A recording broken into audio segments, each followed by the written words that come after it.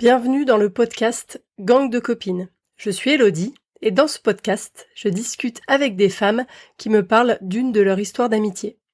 Parce qu'aujourd'hui, mes amies ont toutes et chacune une place tout à fait particulière dans ma vie et je sais que je ne suis pas la seule, qu'on est nombreuses à s'appuyer sur la sororité. Alors voilà, j'ai juste envie d'exposer la beauté et la puissance des amitiés féminines. Parce qu'on a toutes de belles histoires à partager. Bonjour Amandine. Bonjour Elodie. Alors Amandine, pour te présenter en quelques mots, t'as 40 ans, t'es maman de jumeaux, et ton job c'est chargé de communication pour un bailleur social. C'est dans le cadre de ce travail que tu as rencontré Sandrine, l'amie dont tu vas nous parler aujourd'hui. Sandrine était assistante administrative, donc c'était une collègue qui est devenue une amie et qui a eu une grande place dans ta vie pendant de nombreuses années. Elle est décédée en 2018 des suites d'un cancer du sein, et cet épisode est donc là pour lui rendre hommage. Avant de rentrer dans les questions pour parler de ton amitié avec Sandrine, j'aimerais que tu commences par me dire ce que c'est pour toi l'amitié. Pour moi, c'est une relation entière, sans jugement, avec beaucoup de bienveillance, et pour moi, c'est comme une version de l'amour. C'est beau. Et alors, là, on a parlé de l'amitié, qu'est-ce que c'est pour toi la sororité ? Alors, pour moi, la sororité, c'est davantage l'entraide entre femmes, la solidarité, parce que nous sommes des femmes et que nous vivons toutes plus ou moins les mêmes choses dans nos vies. Alors moi, je suis un peu féministe, mais pas tellement activiste, mais je considère qu'on en chie toutes quand même un peu, et que si on peut s'entraider entre nous, c'est un peu la base. Pour discuter aujourd'hui donc de ta belle amitié avec Sandrine, est-ce que tu peux m'expliquer un petit peu plus, m'en dire un peu plus sur la façon dont vous êtes connus ? Alors moi, j'ai été embauchée dans l'entreprise dans laquelle je travaille toujours en 2009, et elle était la personne qui était dans le bureau à côté du mien, tout simplement. Donc on a assez vite sympathisé, on va dire. C'était quelqu'un de très drôle, de très, pour le coup, très bienveillant. Et elle est tombée enceinte assez rapidement après notre rencontre, et je pense que ça nous a rapprochés d'office. C'est ça qui a fait que vous êtes devenus amis ou c'est autre chose ? Non, ça a vraiment été très crescendo, notre amitié. En fait, c'est peut-être un peu basique, mais c'est ce qui s'est passé. En fait, on mangeait ensemble le midi, tout s'est fait assez naturellement. On a vite créé un petit groupe d'amis, collègues, au sein de l'endroit où on travaillait tous. Je pense qu'on était très complémentaires aussi. C'était quelqu'un qui était assez calme, réservé, douce, qui avait pas tellement confiance en elle, qui était à la fois hyper drôle, enfin voilà, on a passé vraiment des très bons moments, et moi, je pense que j'étais un peu plus expansive peut-être, plus expressive, peut-être un peu plus brute de décoffrage, on va dire ça comme ça. Finalement, on a un peu puisé toutes les deux dans nos atouts mutuels pour faire grandir cette amitié-là. Ok, c'est beau, hein. Il y a un moment pendant votre amitié où vous êtes vus le plus souvent ? Alors je dirais que c'était juste après mon mariage, je pense. On s'est pas mal rapprochés, on est beaucoup sortis entre amis, entre collègues, entre couples, moi avec mon groupe d'amis aussi, et elle s'est assez vite, très vite intégrée. On mangeait ensemble le midi au bureau. D'ailleurs, même dans mon travail, en fait, elle m'aidait beaucoup. Quand j'organisais des événements, par exemple, elle était à mes côtés. Elle aimait bien avoir la possibilité justement d'être avec moi, même dans des projets professionnels. En fait, je dirais qu'il y avait comme une sorte d'alchimie peut-être entre nous. Vous avez été du coup amis pendant combien d'années ? Presque 10 ans. Et cette période où vous vous êtes vus le plus souvent, c'était au début de votre amitié, c'est ça ? C'était en 2012. Ouais. 2012, Ouais. ok. Est-ce qu'il y a eu des sujets de discorde entre vous et des choses que tu as dû lui pardonner ? Alors, pas du tout. Donc là, il n'y a pas de croustillant. Non. On n'a jamais eu de sujet de discorde. Donc c'est vrai que pour le coup, là, c'est quelque chose c'est là-dessus qu'on se rejoint beaucoup, c'est que ni elle ni moi, on aimait les sujets de discorde, justement, les conflits. Alors ça veut pas dire non plus que on se disait pas les choses ou que on se cachait, enfin voilà, il y avait jamais eu de rancœur. Ça veut juste dire qu'on a toujours trouvé un équilibre ensemble, mais je sais pas comment l'expliquer en fait, c'était comme ça. Ça veut dire que tu as vécu que des beaux moments avec Sandrine, et est-ce qu'il y avait des meilleurs moments? Est-ce que tu peux me raconter un peu les meilleurs moments que tu as vécu avec Sandrine? Alors bon, il y en a eu beaucoup. J'avoue que quand j'ai préparé cet entretien, j'ai pensé à plein de choses. Donc, mais j'en ai sélectionné quand même. Donc, il y a eu l'échographie de son deuxième fils, ou la dernière écho de son deuxième fils, qu'elle a voulu que je l'accompagne en fait, parce qu'en fait, son petit garçon était un gros bébé. Et donc elle avait besoin d'être rassurée. C'est quelqu'un qui avait besoin d'être beaucoup rassuré. Et pourtant moi à l'époque j'étais pas maman. Mais bon voilà, elle a voulu que je l'accompagne et évidemment ça a été avec un grand plaisir. Ensuite il y a eu aussi un événement qu'on avait organisé ensemble, un événement qui était de mon ressort professionnel total. Mais elle a encore une fois voulu être à mes côtés. Donc c'était un moment où on a beaucoup ri. Et en fait en en pensant à ces souvenirs, je savais plus dire pourquoi on a ri, en fait. Je me souviens juste qu'on a ri tout le temps. C'était vraiment un très bon souvenir. Donc, que c'était un tournoi de foot pour les enfants des quartiers. Donc, en plus, on était entouré d'enfants. Donc, on a vraiment, voilà. Je me souviens plus, mais en tout cas, je me souviens juste qu'on a beaucoup ri. Donc, voilà. Après, bien sûr, quand je lui ai annoncé ma grossesse, donc là, c'était un moment où physiquement, elle était plus avec moi dans les mêmes locaux. Elle avait déménagé dans un autre bureau un peu plus loin, à quelques kilomètres. Donc je lui ai annoncé par téléphone, parce que je savais pas, on se voyait un peu moins à ce moment-là, mais par contre, on se donnait toujours autant de nouvelles et on se téléphonait beaucoup. Et donc comme ça faisait quand même quelques années qu'on essayait d'avoir un enfant avec mon mari, ça a quand même été un gros souvenir aussi, un très bon souvenir.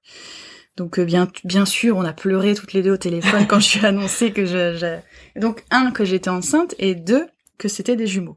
Sacrée annonce. Ouais. Double annonce. Donc voilà, donc ça c'était un merveilleux souvenir. Je vais finir là-dessus. Donc c'était quand j'ai accouché. Donc elle a été la première personne qu'on a appelée. Donc j'étais encore en salle de travail. Ah oui. Donc on n'était même pas sortis. Donc les enfants étaient nés et c'est la première personne qu'on a appelée parce que elle a été très présente pendant tout le temps où j'étais à la maternité. Elle prenait des nouvelles, elle voulait savoir comment ça allait parce que ça a été assez long. Et donc c'est la première qu'on a appelée, avec mon mari. Et c'est vrai que Sandrine c'était quelqu'un de très maternel, qui aimait beaucoup ses enfants et elle était très dévouée. Du coup.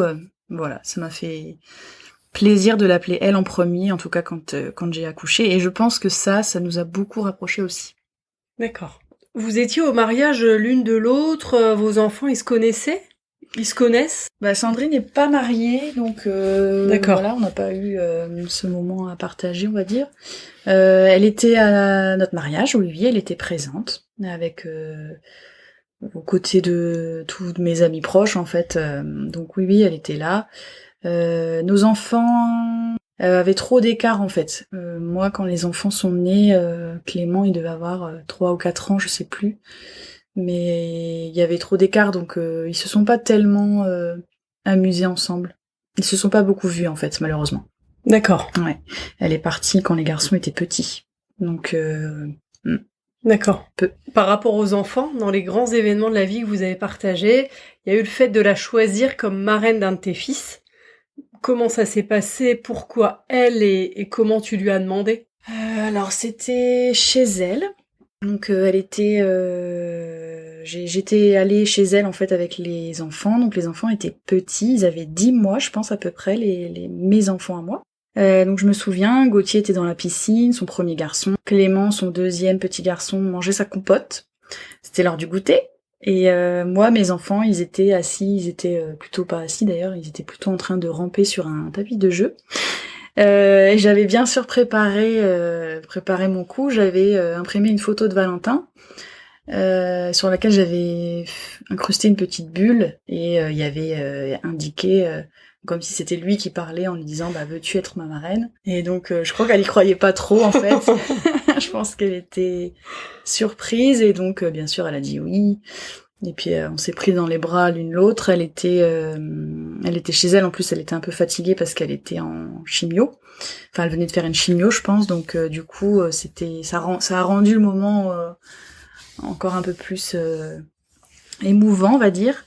Et pourquoi j'ai choisi Sandrine après je sais pas en fait, c'est genre moi je suis pas très quelqu'un qui calcule en fait les choses, c'est vraiment comme ça en fait à un moment donné où je me dis oui, c'était elle en fait. C'était une évidence Ouais, que c'est ce ça. soit elle. C'était une évidence. Ouais. Okay. J'imagine qu'elle t'a donné peut-être quelques conseils. Est-ce qu'il y a un meilleur conseil? Quel est le meilleur conseil qu'elle t'ait donné? Alors je suis désolée, j'ai pas de réponse non plus à cette question. En fait, c'était ces 10 ans d'amitié, on va dire, ont été semés de petits conseils en fait, tout au long de nos échanges, par nos différences de caractère. Ça a toujours été, voilà, nos échanges m'ont toujours permis, en tout cas moi, d'avoir une autre approche des choses, de comprendre autrement. Et elle m'a toujours apporté beaucoup, même si elle n'avait pas un conseil à me donner forcément. Mais même son caractère aussi, elle était peut-être plus réservée, mais par contre elle arrivait beaucoup à lâcher prise par exemple. Et je pense que ça m'a aidé aussi, moi, à lâcher prise. On arrive bientôt à la fin de cet épisode avec une question un peu plus délicate, on va dire. Qu'est-ce que toi tu as fait pour elle? Alors je pense que j'ai fait autant qu'elle a fait pour moi. Moi j'ai été son amie, comme j'ai dit au début, j'ai toujours eu envie de tout faire pour elle. Et ça a été crescendo en fait, tout au long de notre amitié. Ça a toujours été plus fort. Et quand elle nous a annoncé sa maladie, à ce moment-là, j'étais confiante. Quand elle nous a dit qu'elle avait un cancer du sein, je lui ai dit que ça se soignait bien. Donc moi j'y croyais vraiment. J'ai essayé d'être présente pour elle au maximum. De la soutenir, de lui apporter des solutions, même si parfois ça peut paraître insignifiant. Le moindre petit soutien, je pense que ça fait du bien. Voilà, même l'accompagner pour choisir une perruque, enfin ça paraît bête entre guillemets, mais c'est intime, c'est quand même quelque chose qui touche à sa féminité. Donc moi, en tant que femme, je me disais que je pouvais l'accompagner pour ce genre de choses et qu'il y avait aucun problème. Et je lui ai dit de toute façon qu'elle pouvait toujours compter sur moi. De ce côté-là. C'est vrai qu'à l'époque, les jumeaux, mes enfants étaient petits, donc c'était assez compliqué pour moi parce que à la fois j'avais envie d'être là pour elle, mais malgré tout j'avais quand même mes 2 enfants à gérer, donc petits, et c'était assez compliqué. Même si mon mari était là, il a toujours été très présent, mais voilà, malgré tout, pour tous les deux c'était prenant. En tout cas, j'ai fait de mon mieux. C'est ce que je me dis aujourd'hui. J'ai pas du tout de regrets de ce point de vue, mais en tout cas j'ai fait de mon mieux. Donc j'ai été avec elle le jour où le médecin lui a annoncé que son cancer s'était généralisé et qu'il y avait plus de solution. Il lui restait plus que quelques jours ou quelques mois, personne ne savait le dire. Elle est partie une journée après cette annonce. Elle est décédée après cette annonce, le lendemain. Donc en fait je me suis dit aussi que j'avais été contente de la voir à ce moment-là. Je l'ai vue un jour avant qu'elle parte, et franchement, heureusement, parce que je pense que sinon je l'aurais beaucoup plus mal vécu. Là au moins je me dis que je l'ai vue et qu'elle m'a vue aussi, et que voilà. J'ai essayé de lui montrer à ce moment-là par des gestes, des caresses, voilà, je l'ai embrassée, je lui ai dit que j'étais là. Elle m'a dit qu'elle voulait voir ses enfants, donc là je me suis dit je vais aller les chercher alors que c'était pas possible. Enfin voilà. Donc j'ai toujours essayé de faire le maximum pour elle, dans le respect aussi de ce qu'elle voulait, de ce qu'elle avait besoin. Et des fois je pense que je lui ai proposé des choses et elle voulait pas forcément que je l'aide. Mais voilà, donc ça a toujours été un respect mutuel. En tout cas, moi, c'est ce que je disais au début. Donc pour moi, l'amitié, c'est vraiment être entière vis-à-vis de ses amis. C'est ce que j'ai fait pour elle. J'aurais tout fait, j'aurais fait plus aussi si j'avais pu. Mais bon, voilà, tout s'est arrêté à un moment donné. Elle est toujours dans mon cœur aujourd'hui. Et c'est toujours mon amie, mais voilà, de loin. Et c'est pour ça qu'on a voulu faire cet épisode comme un hommage à Sandrine. J'ai envie aussi de peut-être un mot sur les meufs, dépistez-vous, faites-vous suivre tout le temps et prenons soin les unes des autres. Merci Amandine de bien avoir voulu participer à ce podcast et surtout d'avoir partagé cette expérience d'amitié avec Sandrine parce que je sais que c'était pas forcément simple, facile. Voilà, merci. Merci à toi Elodie, c'était aussi pour moi important de pouvoir lui rendre hommage et merci de m'avoir permis de faire ça.